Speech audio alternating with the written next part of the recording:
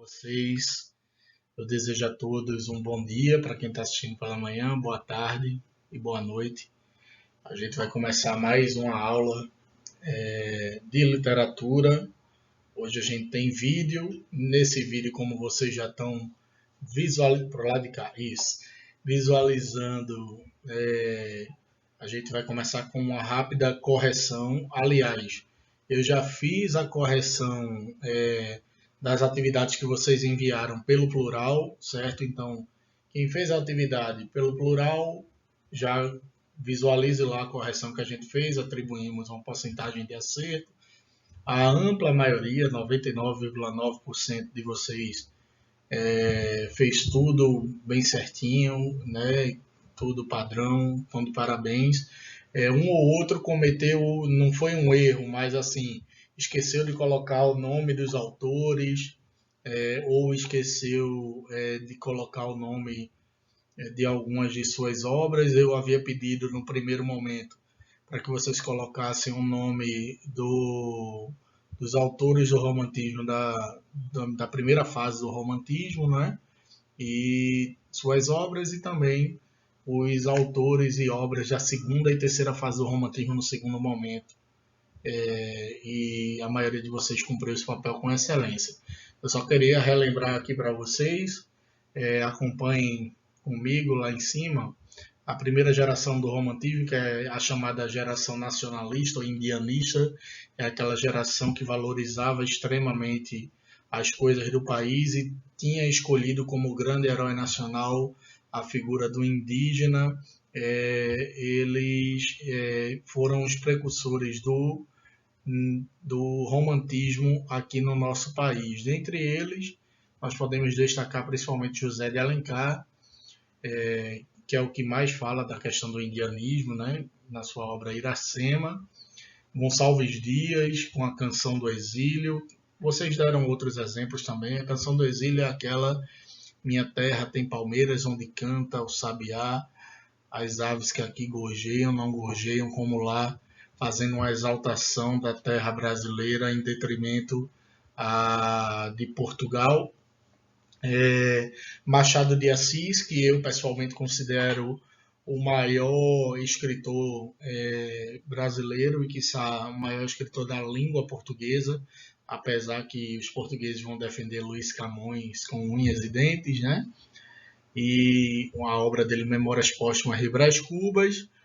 E Joaquim Manuel Macedo, outro autor da primeira fase. Na segunda fase, a chamada geração ultrarromântica, é aquela geração que vai falar de fato sobre romance, né, a paixão, homem e mulher, e vai ser tida como o romantismo como o grande mal do século. Muitos vão, de fato, inclusive, morrer de amor, né?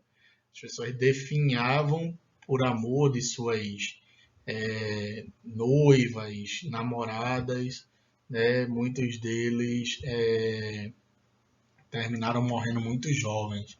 Álvares de Azevedo, com a sua obra Macário, Cassimiro de Abreu, As Primaveras, e por fim vem a terceira geração do romantismo, que é a chamada geração cordoneira.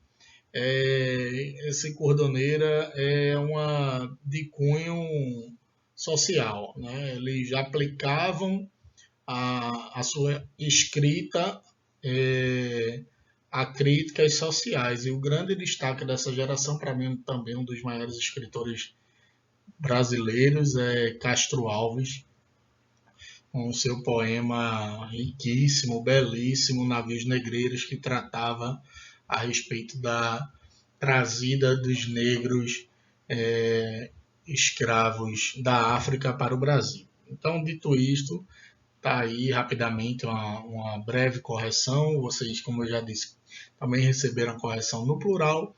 Outros que mandaram pelo WhatsApp, eu já dei o retorno, já dei o feedback lá no próprio WhatsApp, e agradeço a vocês por estarem, né, tão dedicadas e fazendo as atividades de maneira tão responsável, né? A gente tem recebido da turma inteira as atividades. Hoje a gente retoma a leitura do Pequeno Príncipe, como a gente fez há pelo menos 3 semanas atrás. Nós demos início ao livro, lembra disso? Pequeno Príncipe, certo?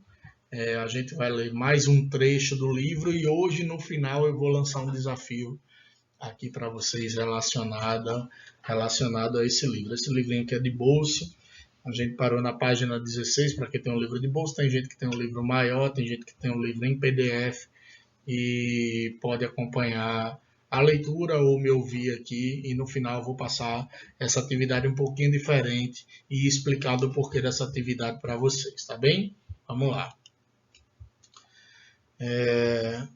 A gente tinha parado na parte que falava justamente do príncipezinho apresentando ao aviador de onde ele havia vindo, né? Do seu planeta. Eu acho é B612. E um planeta muito pequeno, e ele queria naquele planeta ali habitar com coisas que coubessem naquele planeta, né? Eu acredito que vocês devem lembrar da história do pequeno carneiro, da pequena ovelha, da caixa, e com certeza vocês devem lembrar. E só recapitulando, a história principalmente ela relata a questão da relação entre adultos e crianças, né? O mundo imaginativo das crianças, né? E a capacidade humana de parar de imaginar. E aqui eu até faço um questionamento. Será que o aviador não estava imaginando aquela criança? Será que aquela criança de fato existia? O adulto deixa de fato de imaginar quando vira adulto? É um questionamento que ao longo, com o passar do tempo, a gente vai tentar chegar a essa resposta no final do nosso livro, tá bem? Vamos lá. O livro continua dizendo assim: assim fiquei sabendo de outra coisa importantíssima. O planeta de origem dele era pouco maior que uma casa. Isso não me causava grande espanto.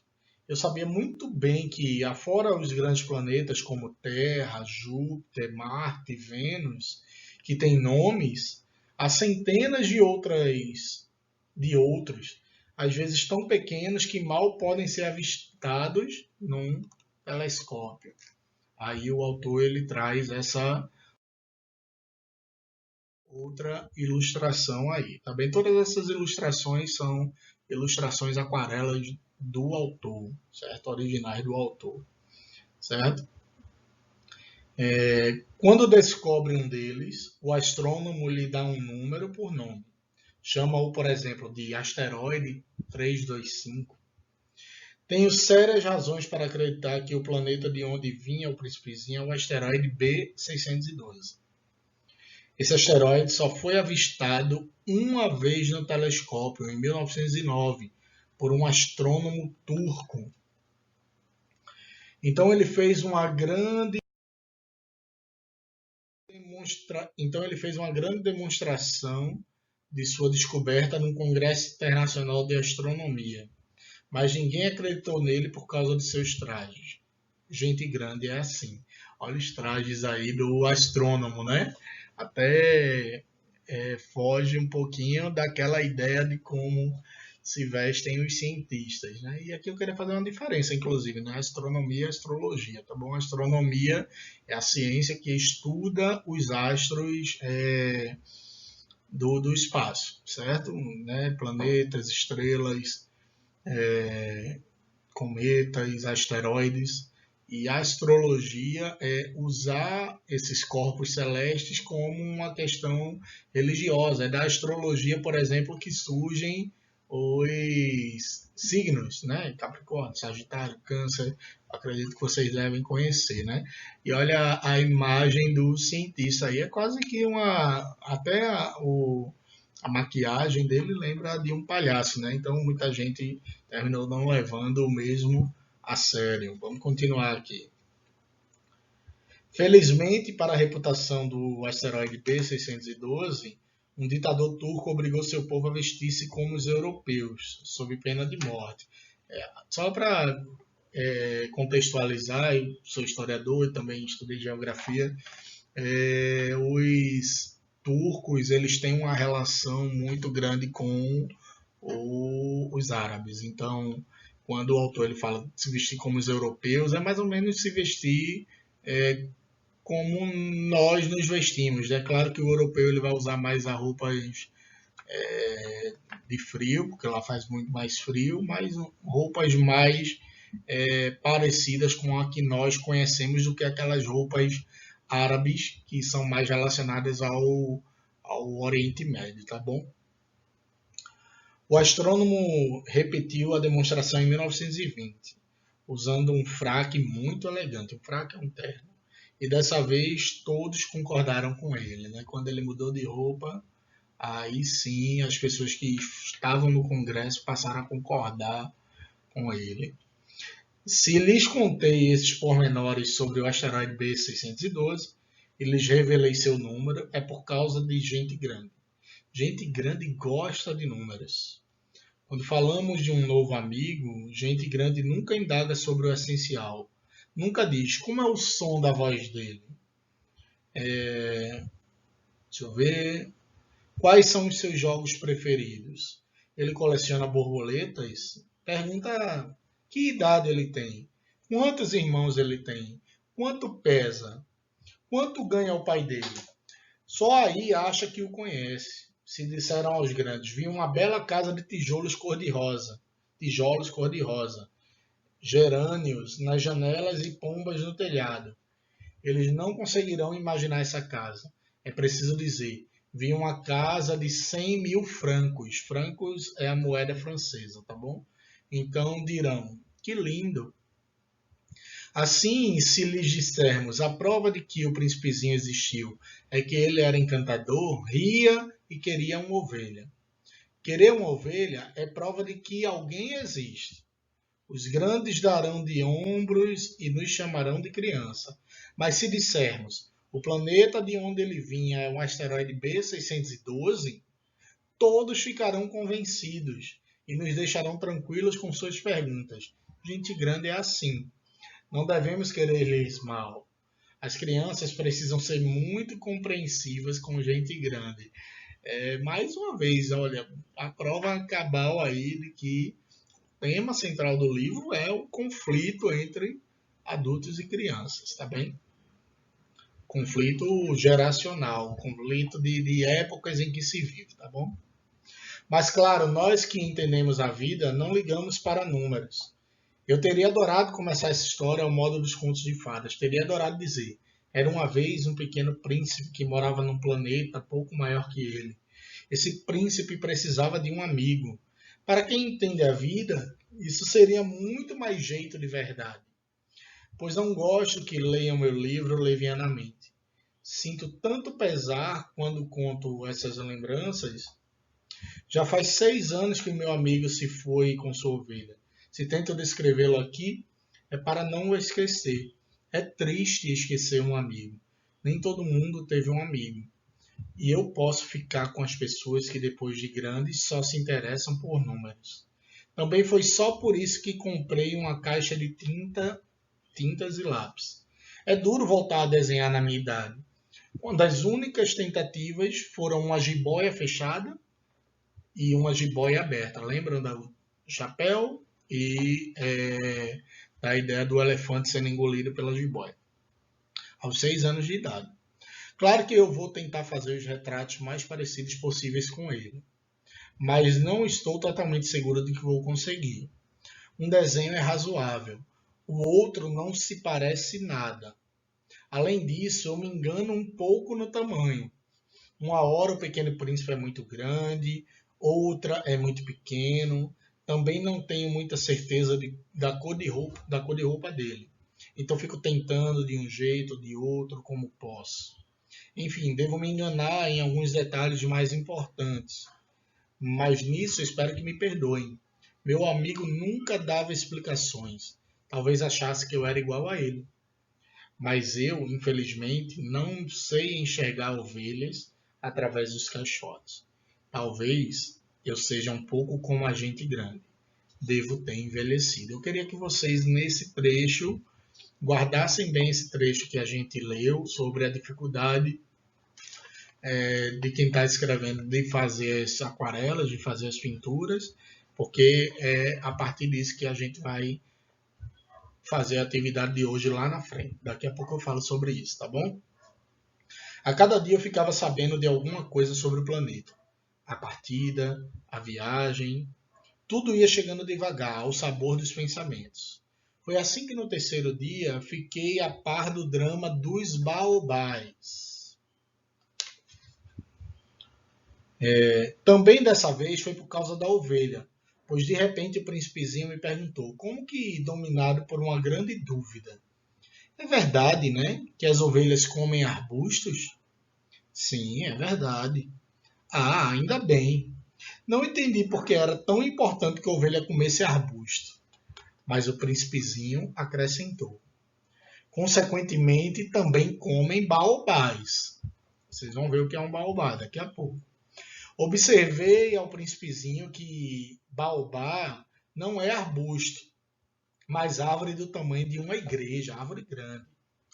E mesmo que ele levasse consigo uma manada de elefantes, essa manada não daria conta de um único baobá.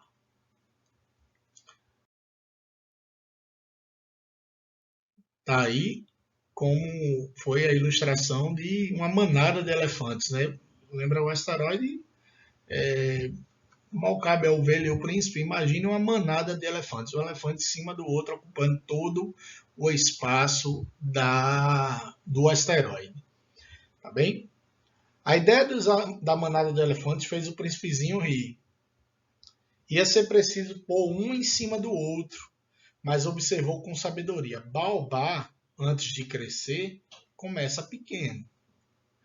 E baobá, aqui nesse momento, pode simbolizar, inclusive, meus amigos, a relação entre criança e adulto. Adulto, antes de crescer, começa pequeno. Adulto, antes de crescer, começa criança. Certo? Então, essa talvez seja uma relação que o autor está querendo explicitar, deixar claro, tá bem?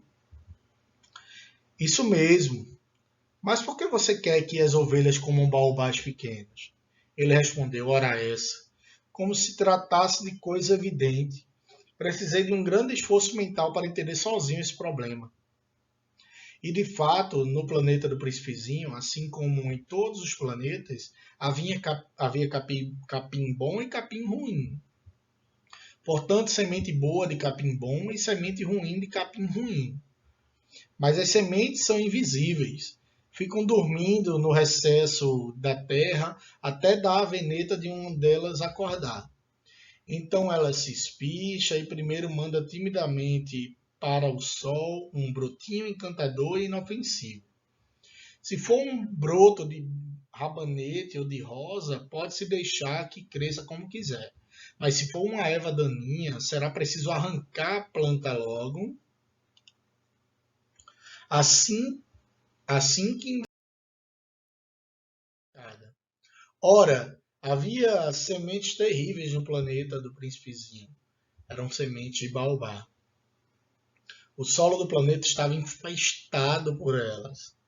Ora, no caso do baobá, se isso for feito muito tarde, a gente nunca mais consegue se livrar deles. Ora, no caso do baobá, se for feito muito tarde, a gente nunca consegue se livrar deles. Isso. Abarrotam todo o planeta e o perfuram com suas raízes. E se o planeta for pequenininho e os baobás muito numerosos, eles o arrebentarão. É questão de disciplina. Dizia-me mais tarde o príncipezinho. Depois de terminar a higiene pessoal de manhã, deve-se fazer uma higiene cuidadosa do planeta. É preciso cumprir regularmente a obrigação de arrancar os baobás, está aqui a imagem de como seria o planeta se ele deixasse os baobás crescer, certo? É preciso arrancar os baobás assim que são distinguidos das roseiras, como que se aparecem muito quando novinhos. com quem se parecem quando estão muito novinhos, né? É um trabalho muito aborrecido, mas muito fácil. E um dia ele me aconselhou a me empenhar em fazer um belo desenho para pôr essa ideia direitinho na cabeça das crianças lá de casa. Se um dia elas viajarem, dizia ele, isso poderá ser útil. Às vezes, não há inconveniente em deixar o trabalho para depois. Mas em se tratando de baobás, é sempre uma catástrofe. Conheci um planeta habitado por um preguiçoso. Ele se descuidou de 3 arbustos. E, seguindo indicações do príncipezinho, desenhei o tal planeta. Não gosto muito de falar em tom moralista, mas o perigo dos baobás é tão pouco conhecido e se tão consideráveis os riscos que correria todo aquele que se perdesse num asteroide que faço uma única exceção à minha regra, digo, crianças, cuidado com os baobás. Se trabalhei tanto nesse desenho, foi para avisar meus amigos de um perigo com que eles convivem, assim como eu, há muito tempo sem perceberem. A lição que eu dava valia a pena. Talvez me perguntem, por que nesse livro não há outros desenhos tão grandiosos como o desenho dos baobás? A resposta é bem simples. Tentei, mas não consegui. Quando desenhei os baobás, estava estimulado pelo sentimento de urgência de suprir a necessidade do príncipezinho de ver como seria, né, um planeta ou um asteroide dominado por baobás, certo? Essa foi a leitura, a gente parou agora na página de número 23, estamos chegando já na metade, né? Ainda esse mês eu acredito que a gente termina o nosso livro, tá bom? Termina e vai partir para outras escolas literárias e outros assuntos relacionados à literatura. Lembra que eu falei para pegarem, mentalizarem a respeito daquele trecho sobre a dificuldade do autor de fazer desenhos? No final dessa leitura, inclusive, ele repete mais uma vez, né? A respeito de desenhos, que não fez o desenho do Baobá porque ele tinha uma urgência em fazer naquele momento para mostrar o príncipe. Depois ele não teve mais essa necessidade. O que é que eu quero de vocês, gente? Que vocês façam alguma ilustração daquilo que a gente já visualizou até agora no Pequeno Príncipe. Pode ser no caderno, pode ser numa folha de ofício. Não precisa ser nada profissional, tá bom? O próprio autor diz que ele tinha dificuldade. E eu quero que vocês façam isso unicamente porque o nosso livro ele dialoga muito com a chamada arte plástica, né? Vocês, nas aulas de arte, possivelmente com Tia Valquíria, já devem ter visto em determinado momento que existem 7 artes clássicas, né? A literatura é a arte de escrever, é uma dessas artes, e as artes plásticas, dentre elas, está o desenhar, né? Desenhar, o pintar. Muitas vezes a gente acha que artes ou matéria de artes é unicamente para desenhar, e não é. Né? É mais um tipo de arte que pode ser representado. Hoje em dia, inclusive, é tido como as artes não se limitam mais a somente essas 7: música, dança, literatura, escultura, pintura, cinema e teatro. Essas 7. Hoje em dia tem as artes de se fazer games, as artes das HQs, que são histórias em quadrinhos. Então, a arte é um conceito muito mais amplo. E eu quero que vocês pratiquem isso. Eu não sou professor de arte, mas eu queria que vocês dialogassem, né, a literatura com a arte plástica. A pintura pode ser feita no caderno, pode ser sobre qualquer um dos trechos que vocês fizeram, ou leram, ou ouviram do Pequeno Príncipe, né? Desde lá do início, pode ser do asteroide, pode ser da questão do chapéu, lembra do chapéu? Dos baobás, como está aí na tela, do carneiro.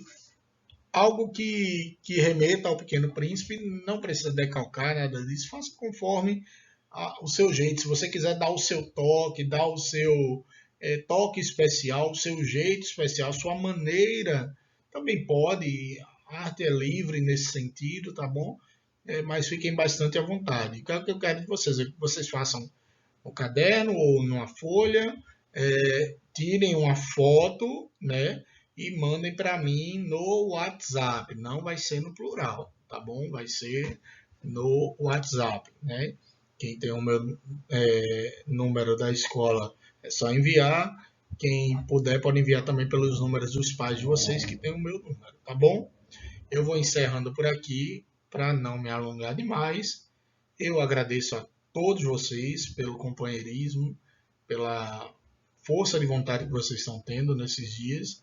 E o desejo do meu coração, bem sincero, é que vocês aprendam cada vez mais, apesar das dificuldades, né, do distanciamento social, que vocês mantenham os cuidados necessários, uso de máscara, né, álcool em gel. E está chegando, gente, o dia do nosso retorno. A gente vai detalhar em breve, mas eu acredito que está mais perto do que longe da gente voltar às nossas aulas presenciais e para mim vai ser um prazer revê-los mais uma vez, certo? Que Deus abençoe vocês, agradeço, um beijo na alma de todos e até a próxima aula, se Deus permitir.